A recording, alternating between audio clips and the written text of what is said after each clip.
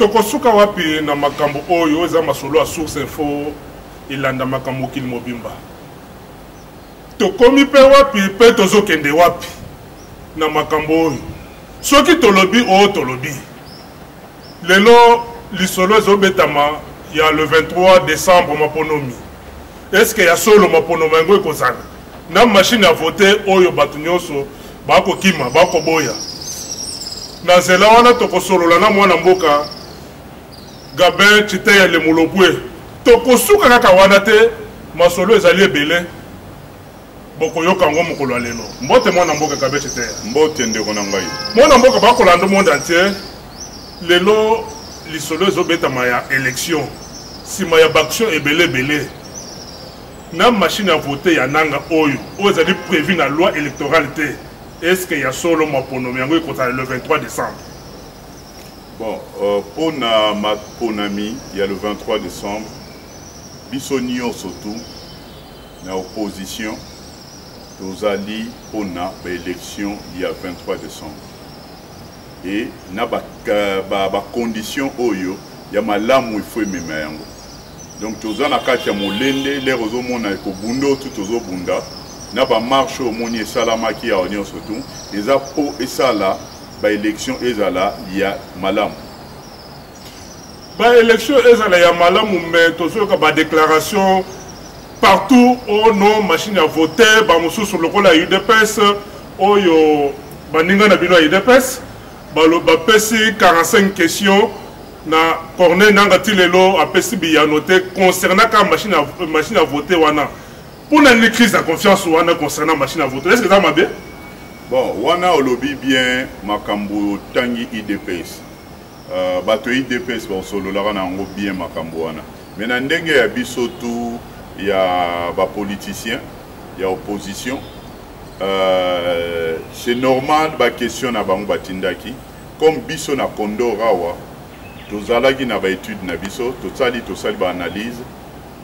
Pour na biso problème oyo il y a ba question belé to on a besoin ba question belé problème na biso il y a élection na ndenge oyo peuple na analyse na biso azozela ils a besoin peuple a besoin ba élection le 23 mais élection moko oyo ba voix na yende rozala publier choix na yende rozala publier ezala te ba élection to salaka choix na ya poni kingandi mais zololo mto abimi. C'est ça le problème. One est un problème 1. Deuxième problème, oyo batwaza oloba ba politique o ki tozo otonga ka batwazo loba. Nazo kamwa mingi parce que pour ngai machine ya voter ba bengi za machine. Pour na yoto pour na Condor, c'est-à-dire aux présent Condor. Ouais. Aux na kata plateforme moko. Pour na biso Condor parce que bomoni to bandi ko kende sikoyo na nzela ya élection na nzela élection parti politique nyonso plateforme nyonso batu nyonso tout bazaro mi bongama par rapport ya philosophie na bango démarche na bango électorale na ndenge ya ba élection o ezaboya na analyse ya biso ya Condor na ndenge ngai naza ko kamba Condor pona biso une machine à voter n'est qu'une machine. La CENI n'est que la CENI comme on l'entend ezala entité moko indépendante. Mais le plus grand problème oyo ya munene ezali awa ezali problème ya confiance. Kobanga oyo tozanango ezali méfiance oyo ya liberté oyo ya CENI tozo sentir azana liberté onate. Yango no mona ka politicien tout azaroloba donc makambo tozoloba ya machine ngana osenga bandeko totelemela kaka eloko moko to mesana kotelemela et puis ekofutaka ezali en prise ya président Joseph sur la CENI comme on l'a toujours soupçonné. C'est ça le problème parce que ceux qui confiance ezali na moto a rememara motukate eza problème eza na motukate. Ceux qui confiance, ils allaient dans moto à manipuler la machine, problème est la machine. Donc tous allaient disperser, problème nabiso ils allaient l'emprise oyo, tous à dénoncer oyo tozalaka nango sûreté pour la CENI. Parce que discuter de la machine, je ne sais pas si c'est ça vraiment qui est le plus grand problème. Il ne faudra pas qu'on tout se perdre. Tout bima na place oyo toza nango problème. Problème na biso ezali machine te ezali confiance ya CENI. Ya solo mwana mboka olobi confiance ya CENI na moni boka bwana ezali na nzela ya makanisi ya bino ba yi politique mokolo ya lelo. Ba oyo bako boya machine ba mususu ba kondi ba machine na yebite toko suka wapi ceux qui confiance au tu le belezalité. Dans la confiance au peuple lelo a témoigné na ba sangwa. Yo kanisi lelo soki ba pesi machine à voter na maboko ba sango. Oyoka population ogang. Population a croire na machine. Ezali machine siko e komi na maboko ya CENI. Yango nezo sala problème. Ezaka même machine nango pesa ngo na maboko ya mutu muso esala problème te. Na pesi ba exemple motuka. Motuko okaka moko soki ba pesi okumba o mesana ko tutani sango ba client bazala na confiance na yote. Client na soko ye ata transport a o préférer zela ou bien tambola makolo ke amata motuko yo asi amonango mbalami balé o babengaka yango din ba oyo esprit de mort 207 eza esprit de mort. Alors problème à situation ezali et comme il rôle là ba chauffeur oyo esprit de mort ata opesi esprit de vie o suka na onine zonga un mois après avant comme à la destination au monde a esprit de vie et comme esprit de mort. Mais pesa oyo azana esprit de vie ata esprit de mort okomona lolenge na yero memelara motuka wana ekokomara esprit de vie. C'est ça le problème oyo ba discussion ba politicien toza autour na yango ezana mindondo te. Ezana mindondo te na ndenge olobele likambo etali confiance mwana mboka gabechi te ya ceux qui te commis le 23 décembre wana ke maponomi esalemi te ndenge bakanaki kosaela yango po tolandaki Emmanuel Shadari avec moi les solo avec des moments il y a 2 ou 3 mois les sous saute commune na date wana ki maponomi salemité mokali nbokoso.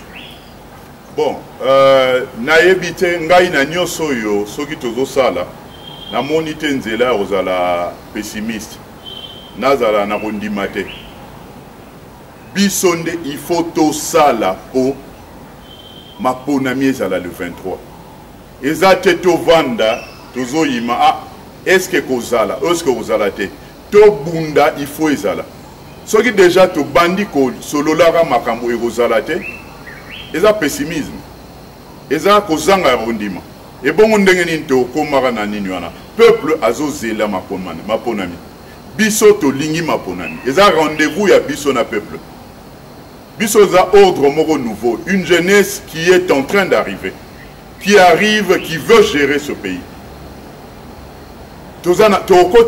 Par les élections. C'est une bonne élection. Tu moni bien que classe politique comme Makambo, gauche, droite, et ça problème, il y a pourriture. Oh, il y a réputation et na comportement, il y a classe politique. Et ça y opposant au pouvoir. Sinon, tu biso to lingara tant que komaka na Makambo yo ya salara politique.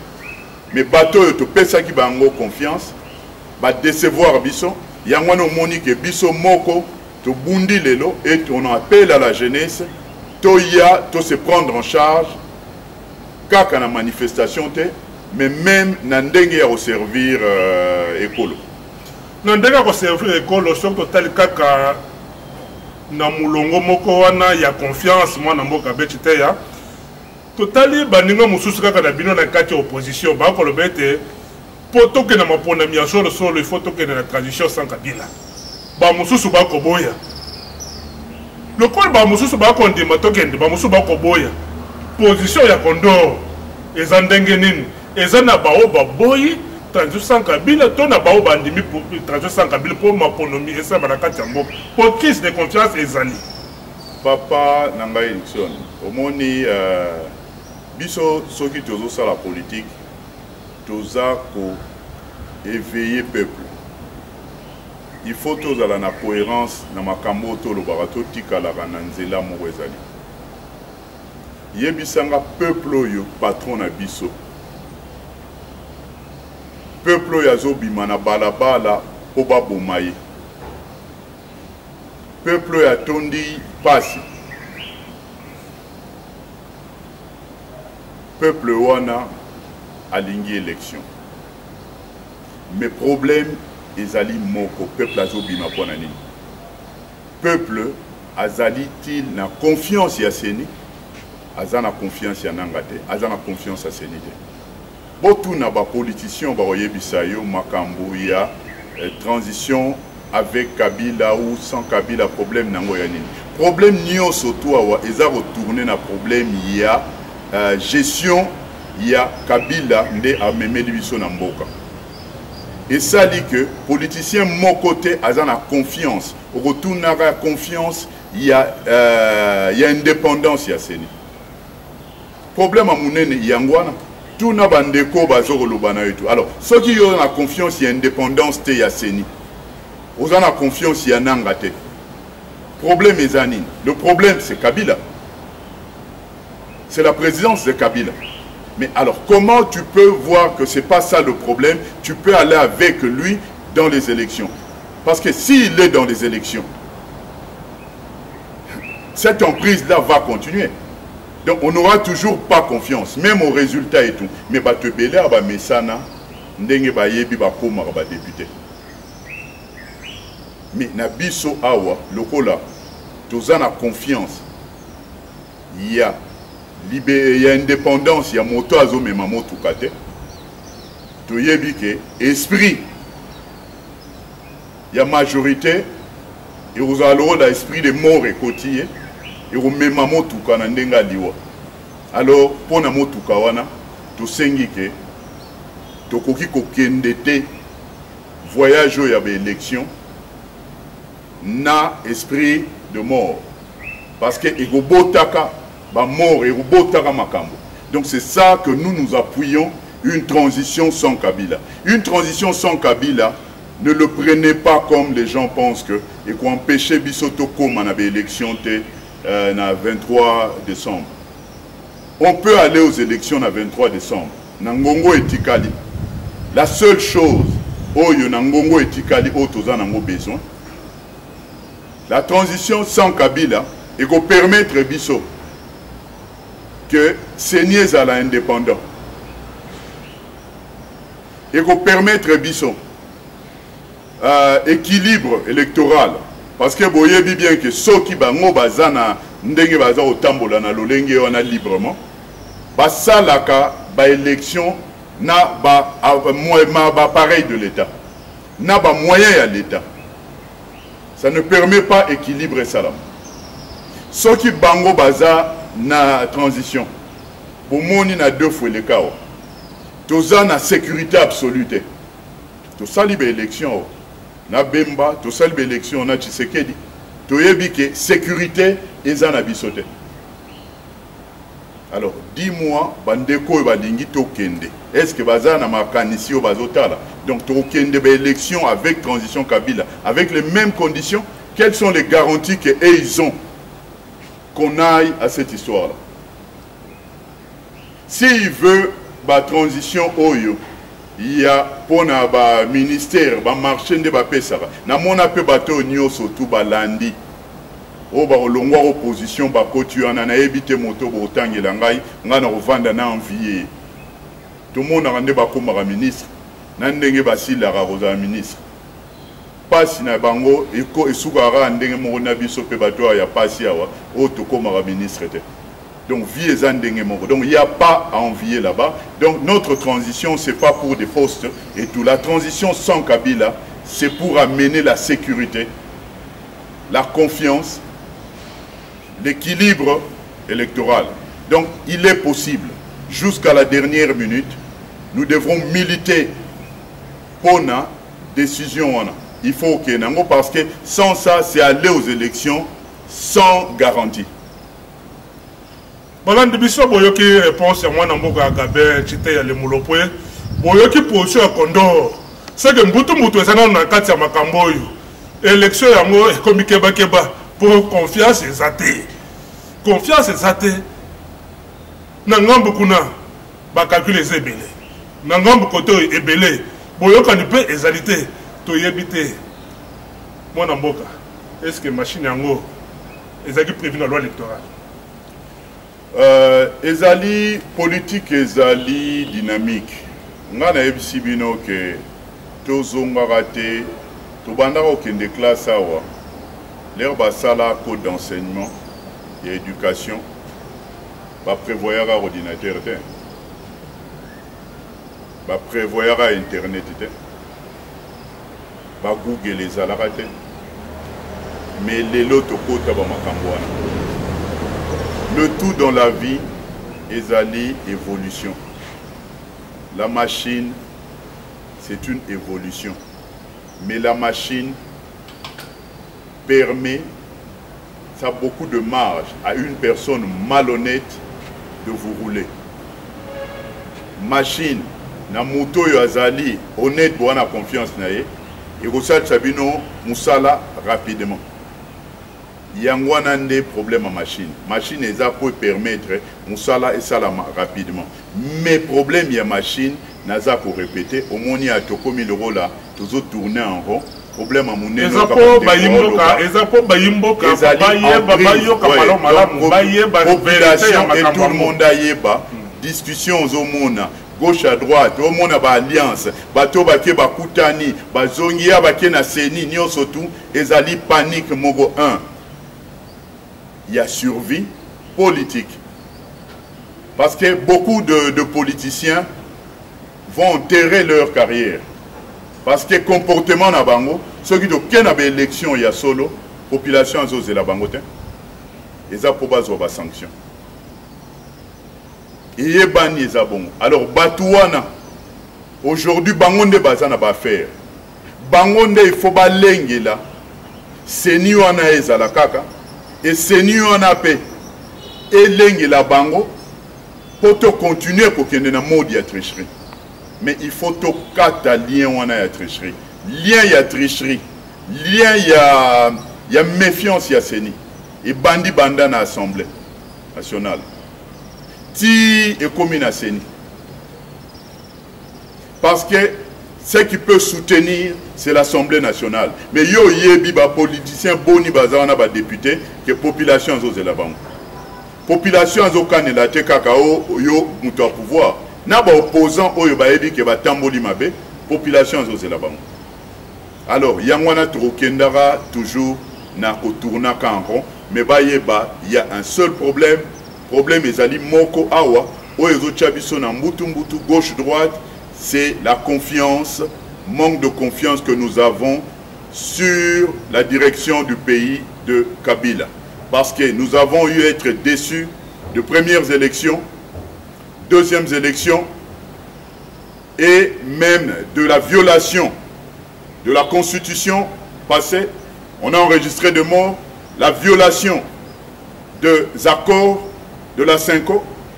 Alors nous voyons qu'il y a à la tête une mauvaise foi. Et je ne vois pas par quelle magie. On n'a pas les mêmes biceps que les autres amis qui pensent que bakende ba élection ya ba bitumba. Biso to dans la carte ya makamba bitumba te to lingito que une élection oyo ya clair. Élection ya clair ce qui aza moto aboboto ati que la peuple congolais makambo ya élection. To kene nango na kimia nyoso tout parce que boye biao tous ça pour fonctionner pays dans le régime nini. Tous ça dans le régime awa, police et paille, pas militaire et paille. Yangonande au monde na ata na koloba na biso, na kotambola na biso, na manifestation na biso, tous ça na problème. Donc tout koka ko tourner en rond. Notre problème, quelles sont les garanties que nous avons de la relation de Kabila et la CENI? C'est ça le problème congolais. C'est ça le problème électoral. Otika, kouta lara kouta machine. Et même distraction. Discussion, on a tango tozo boma machine, to solo lara. Problème à transition, il y a l'emprise, il y a relation à Kabila avec la CENI. Yaso loba na mboka makambo yango ezaka minene. Ezaka minene so tribito landela yango. Buto kokota tokende tilobi po makambo yango ezebele. et comme on peut ça dans motopass mais makambo susu totali tokomona ke serieza na kati ya mboko te moko tokalinga motema siko tokosala boni tokende wapi bino mo omonaki depuis le 31 décembre manifestation ba marche lancée na balaïque catholique bomonaki ndenge ekobaki timo ya lelo toyekomona document moko communiqué moko ya CLC alobi ke basuspendre nan ba manifestation ba marche na kati ya mokanda yango bandeko balobi ke no balongi bazwi victoire na lopoto ndenge balingaka koloba victoire toyebi te victoire yango ya nini euti wapi victoire yango eza ya molili to ya moi mpo peuple congolais amonikaka ke no bato bakufa barosi bakufi bakapangala bakufi bao bakatani maboko makambo ebele ebele nazala tokotuna mwana mboka beche teya asalela biso mpe lecture na ye na makambo ya marche wana suspension ya bamarche wana mpo na ye eza réussite victoire lokola bango bato bandeko na biso ya CLC balobi to eza échec mwana mboka makambo yango mpo na yo na lecture na yo en tant que président parti politique eza réussite to échec mpo bango bagangi victoire omoni marche tosalaki yango ezalaki bamarche ya mangumba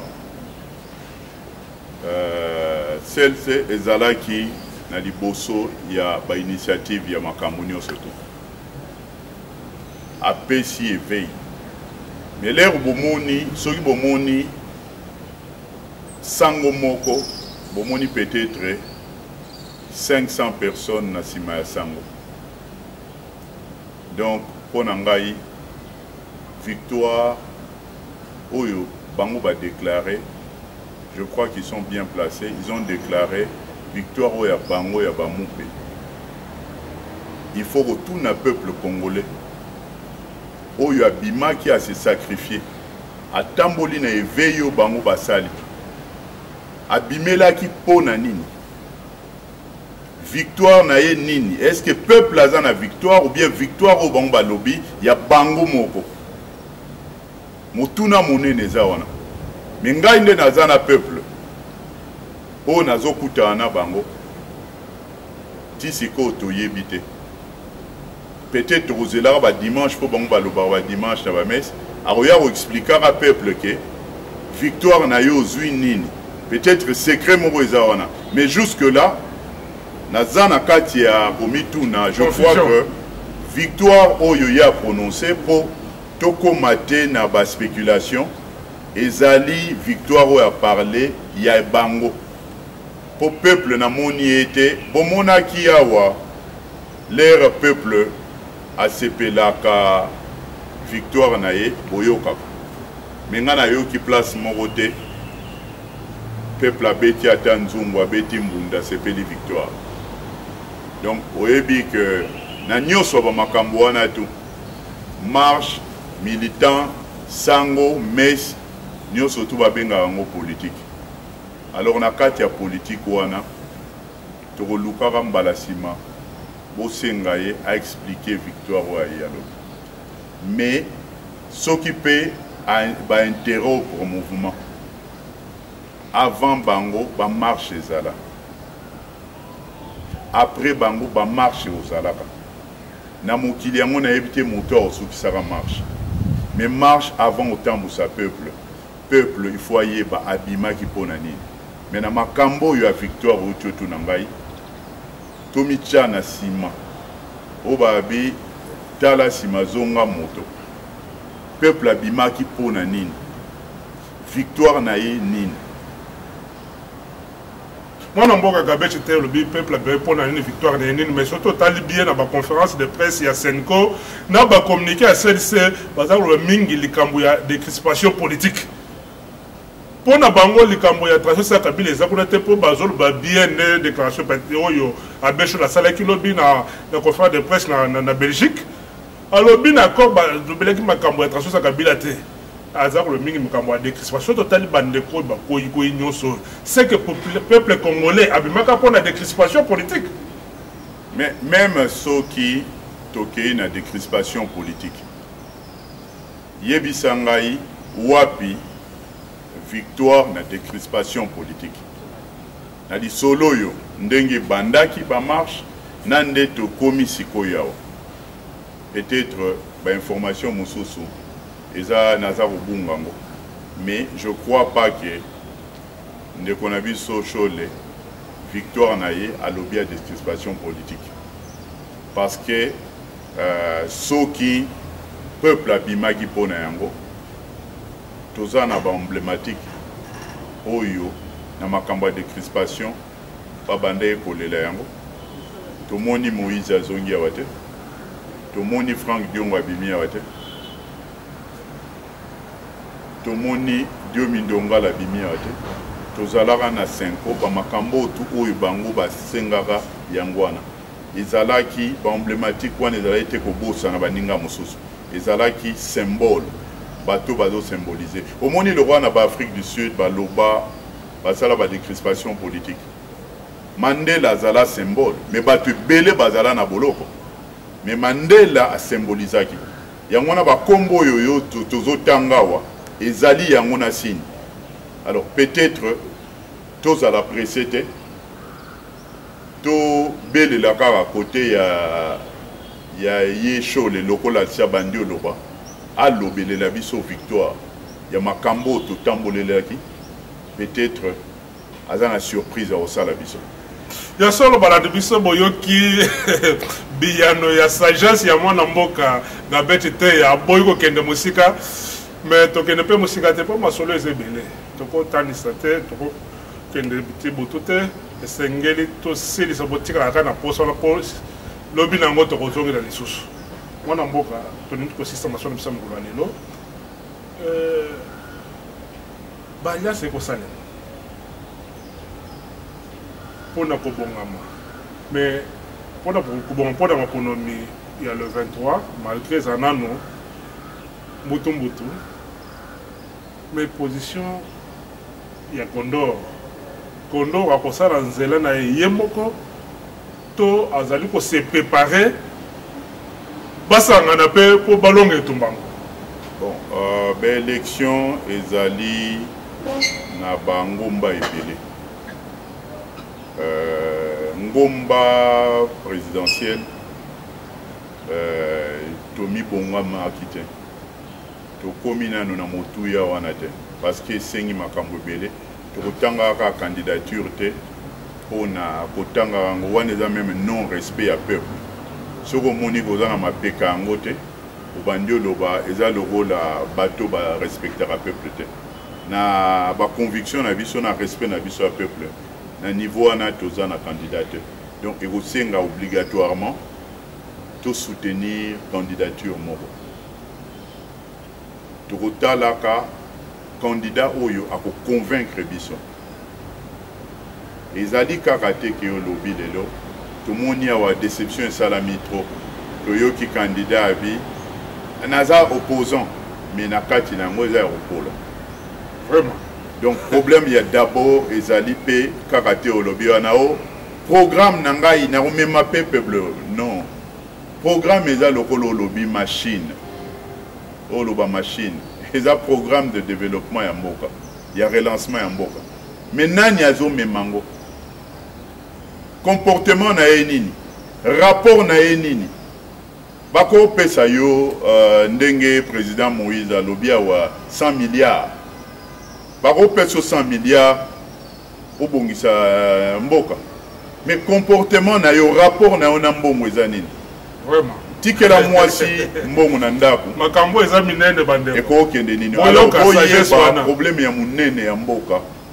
ezali masolo te programme ni nanu eza ba comportement ya bato. Donc biso tokotala les candidats qui va naturellement nous na Kondo toza na rassemblement tozala na rassemblement na courant tshisekidiste lelo que to komi préélectoral ba courant eza ko se dégager ba ambition eza ko se dégager. Naturellement nous devrons accompagner la candidature qui est proche à notre idéologie. Mais même cette candidature-là a un devoir de nous convaincre. Si la candidature ne répond pas à ce devoir, Condor s'exprimera en dernière minute. Et il a le devoir d'éclaircir la population. Il y a solo bana mboka to komi na suka masona biso mokolo lelo na mwana mboka gabechi te ya le mulopwe mais to aussi sanga boye te boye bi ke to na matanga. To na matanga ya mwana mboka aussi. Fallait ko ribi malobi. J'ai dit mais ebimite boye ba se na deuxième autopsie to ebite pourquoi pour to ebi bien ko faki na masasi. Mais to suta mingi te mwana mboka moi liloba. Pour esala biso passe na motema pour na le makambo ngo. Mwana mboka le bamoko atteint une minute où est allé combattre la liberté aussi mukende likambo ya aussi eza ya kolobela kango mingi te parce que totikali na pasi tozala kaka na pasi parce que oya biso ezalaki kokweya na ye kokufa na ye nde eza problème.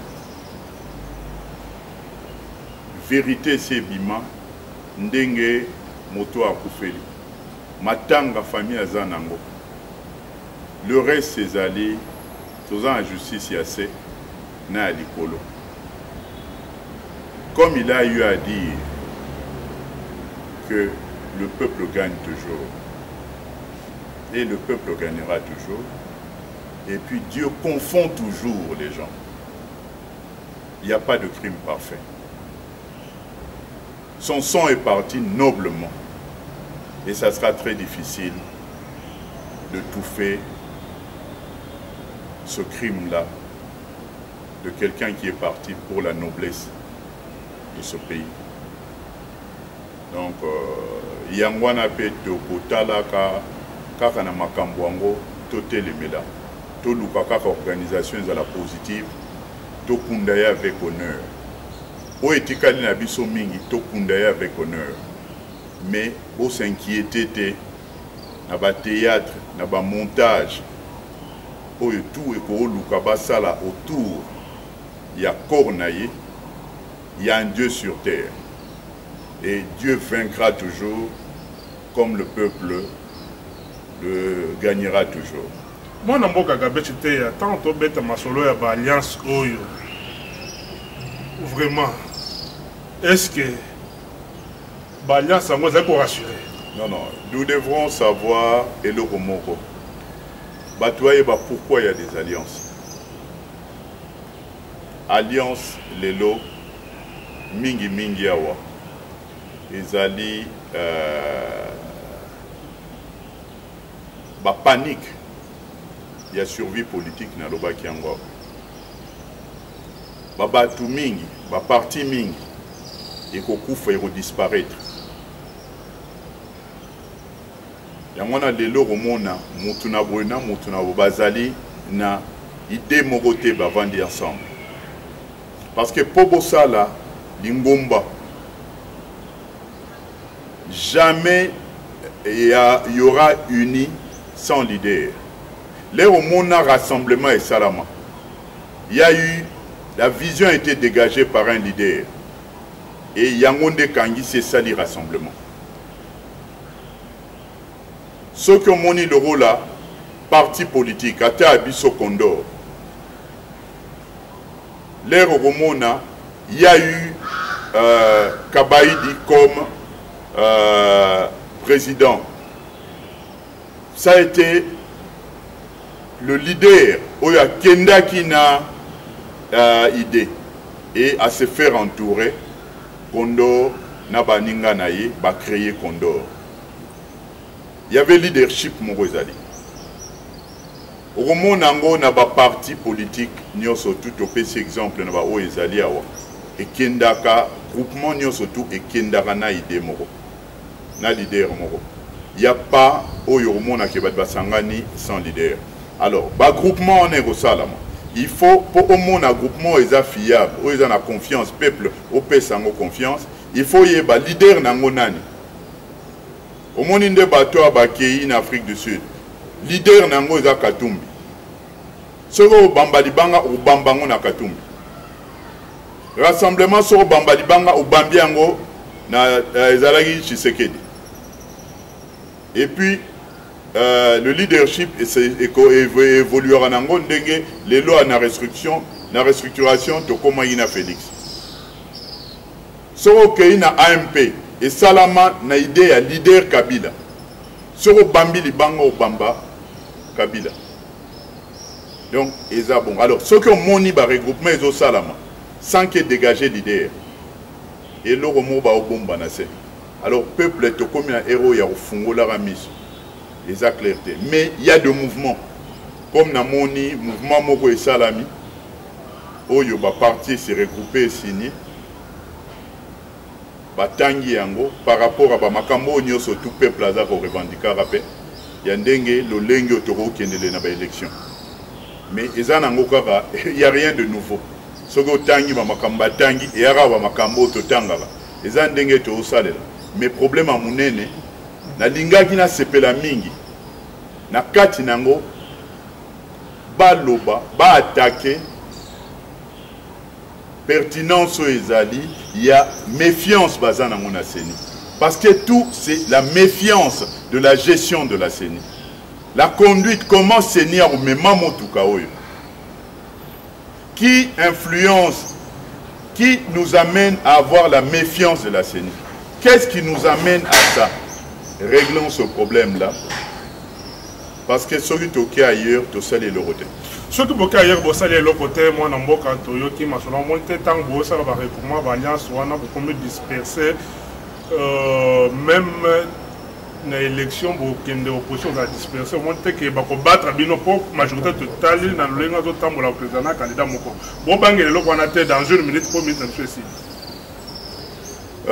Na évité ce qui élection aussi aux hommes na mboka oyo peuple aloba qui bemba gagnaka candidat zalaka unique to zalaka na deux tours bemba baba qui a gagné Kabila mais ebimaka oyo maluma lo présentera ya Kabila candidat zala unique to loba wa biso ba Tshisekedi président alonga yango yango na ebota même mona ba dialogue banini ba tchai nango te tu ceux qui vanda na dialogue eza pona mapona miane ezalaka ya salite soko rappeler pe ye moko Kabila lobaka mapona mi ezalaka malamu te. Alors donc ceux qui ont calculé ba makamnio surtout wana ou comprendre que comment il faut to tambola donc problème eza wana. Ok, tosukeli wana bayi mboka boyoki makambo bayi politique sino zakana sima po tokosuka wate makambo ngweza minene tokotani bana sima. Merci mingi mwana mboka. Merci ndeko.